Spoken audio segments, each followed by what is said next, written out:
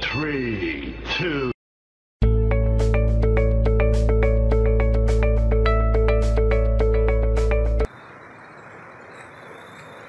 Assalamualaikum warahmatullahi wabarakatuh. Hai, selamat pagi anak-anak. Bagaimana kabar kalian di rumah hari ini? Bu Nana berharap hari ini dan seterusnya sampean di rumah tetap sehat dan selalu semangat. Oke anak-anak, hari ini kita akan mempelajari materi yang baru. Apakah itu?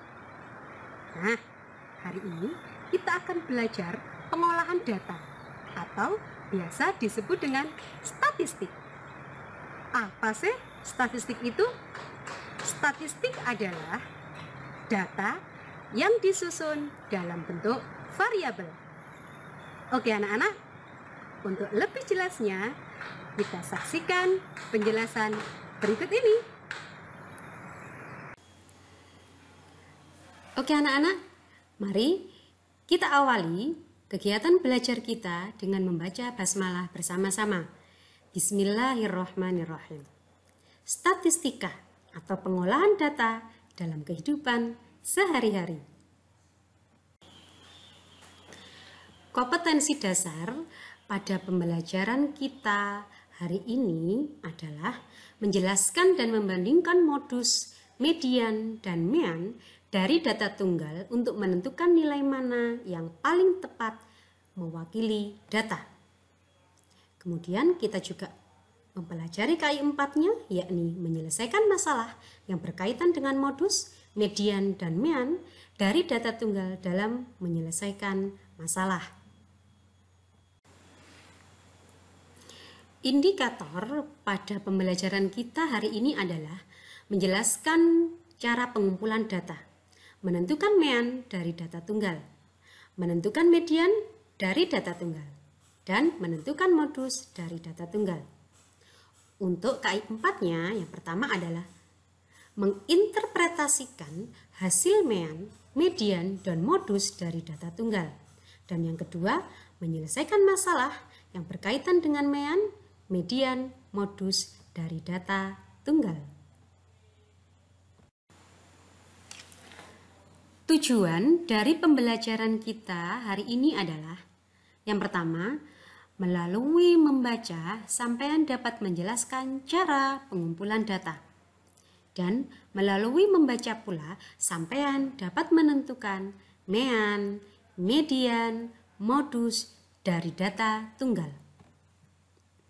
Tujuan selanjutnya adalah sampean dapat menginterpretasikan hasil mean, median, modus dari data tunggal. Dan yang terakhir adalah sampean dapat menyelesaikan masalah yang berkaitan dengan mean, median, modus dari data tunggal.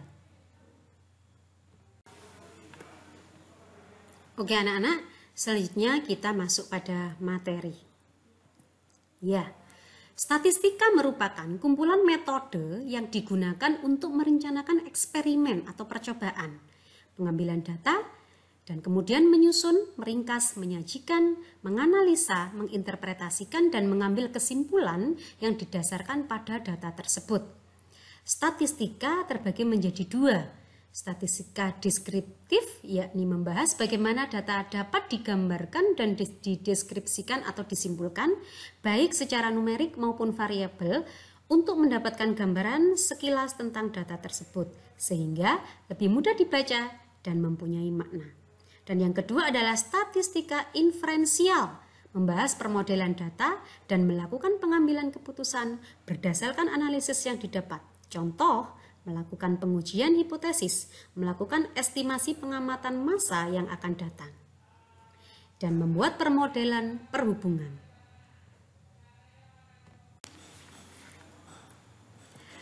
Pada awal perkembangannya, statistika digunakan untuk melakukan pendataan dan analisa mengenai penduduk. Analisa data penduduk ini penting bagi pemerintah untuk mengetahui jumlah, penyebaran, komposisi, dan perkembangan penduduk dari tahun ke tahun. Namun saat ini statistik berkembang, merambah ke banyak bidang, ekonomi, sosial, kesehatan, industri pengolahan, pertanian, eksperimen-eksperimen, biologi, fisika, dan masih banyak lagi bidang-bidang lainnya. Definisi statistik pun berubah dari ilmu tentang kependudukan menjadi ilmu tentang bagaimana merencanakan, mengumpulkan, mengolah, menganalisa, menginterpretasikan, dan mempresentasikan sebuah data. Baik anak-anak, selanjutnya kita akan mempelajari lebih detail apa sih pengertian dari data itu. Ya, data adalah ukuran dari sebuah variabel. Data diperoleh dengan mengukur nilai satu atau lebih variabel dalam sebuah sampel atau populasi. Data dapat diklasifikasikan menurut jenis, menurut dimensi waktu, dan menurut sumbernya. Menurut jenisnya, data terdiri dari data kuantitatif dan data kualitatif. Data kualitatif ada yang diukur dalam suatu skala numerik atau angka. Data kualitatif dapat dibedakan menjadi dua, yakni data interval dan data rasio. Data interval adalah data yang diukur dengan jarak di antara dua titik pada skala yang sudah diketahui, dan data rasio adalah data yang diukur dengan suatu proporsi. Data kualitatif adalah data yang tidak dapat diukur dalam skala numerik. Namun karena dalam statistik semua data harus dalam bentuk angka, maka data kualitatif umumnya dikuantifikasi agar dapat diproses. Kuantifikasi dapat dilakukan dengan mengklasifikasikan data dalam bentuk kategori. Berikut adalah cara pengumpulan data. Sebelum memperoleh sebuah data, maka kita harus melaksanakan proses pengumpulan data terlebih dahulu anak-anak. Ada 4 cara yang bisa dilakukan. Yang pertama adalah penelitian, yang kedua dengan melakukan wawancara, yang ketiga polling atau angket, kuesioner, dan yang keempat adalah penghitungan secara langsung. Baik anak-anak, selanjutnya kita akan mempelajari bagaimana cara penyajian data. Setelah memperoleh data, biasanya data-data tersebut disajikan dalam berbagai macam bentuk. Salah satu contoh data yang bisa disajikan, contohnya adalah nilai matematika dari siswa yang ada di sebuah sekolah. Kita akan menggunakan tabel. Data sanggup digambarkan dengan memakai tabel. Berikut contoh tabel data nilai matematika siswa SD Tunas Harapan. Nah, ini adalah tabel anak-anak. Ada nomor, ada nilai dari 6, mulai dari 65 sampai dengan 90.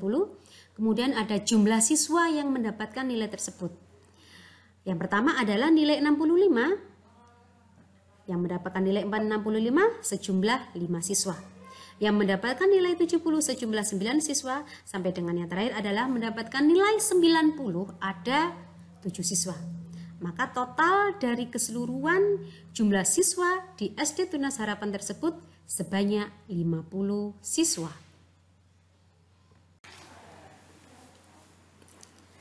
Nah, dari tabel yang sudah tersedia, maka kalian bisa membacanya.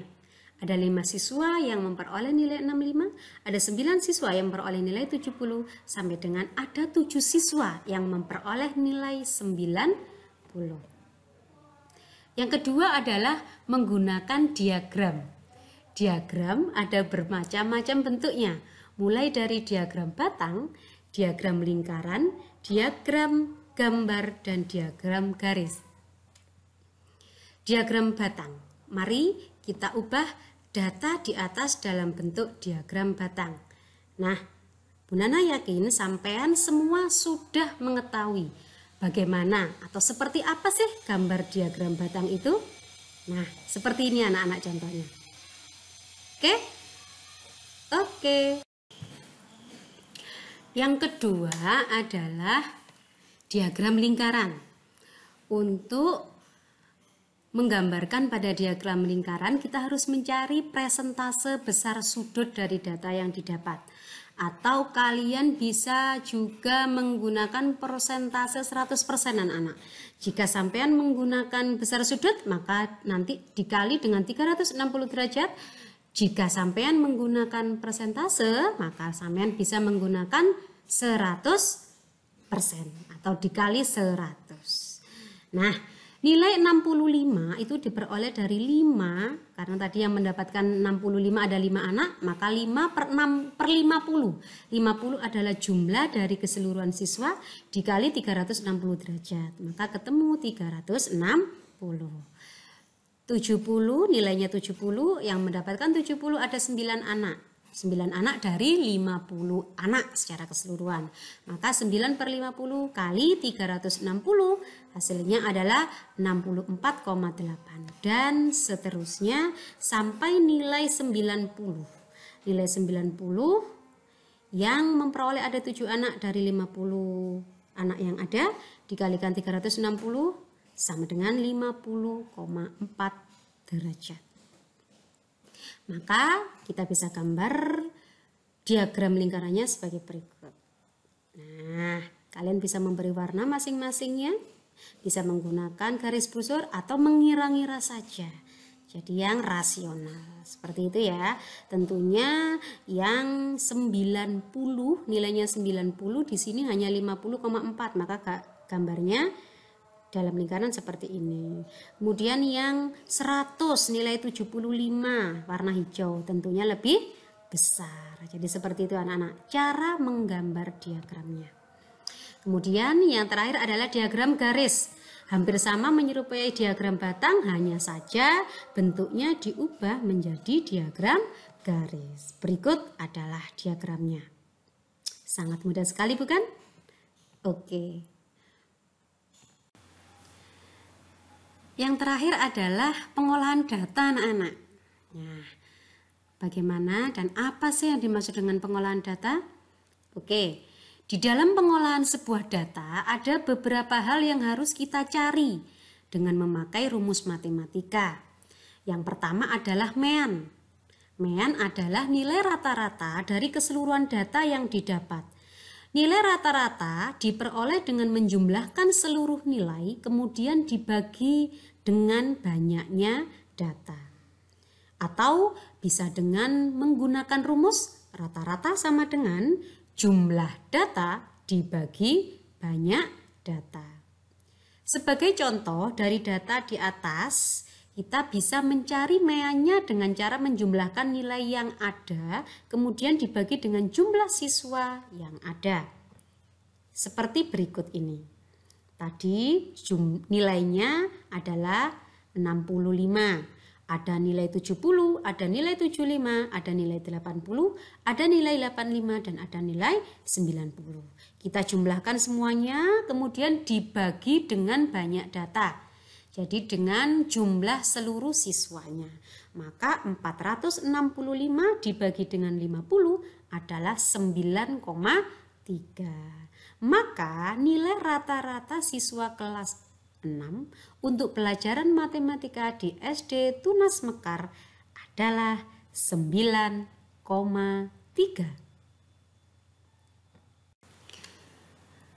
Pengolahan data yang kedua adalah dengan cara modus. Apa modus itu? Modus merupakan nilai yang paling sering muncul di dalam data tersebut. Bila dilihat dari data nilai matematika siswa kelas 6 SD Tunas Mekar, maka nilai yang paling sering muncul adalah 70. Kenapa? Karena sebanyak 14 siswa mendapatkan nilai 70. Dan yang ketiga adalah median anak-anak. Median adalah nilai tengah. Diperoleh dengan cara mengurutkan nilai-nilai yang ada dari yang terkecil. Ingat anak-anak, diurutkan nilai-nilai yang ada dari yang terkecil hingga terbesar. Perhatikan contoh berikut ini. Nilai ulangan matematika Sumberjo berturut-turut sebagai berikut. 5, 6, 7, Ada 8, ada 9, ada 7, ada 8, ada 7, ada 10, dan 5. Maka kalian harus mengurutkan dulu. Diurutkan dari yang paling kecil. Oke, 5 ada 2 kali, kemudian ada 6 1 kali, ada 7, kita tulis berurut-urut, 7 sebanyak 3 kali, ada 8 sebanyak 2 kali, ada 9 dan ada 10.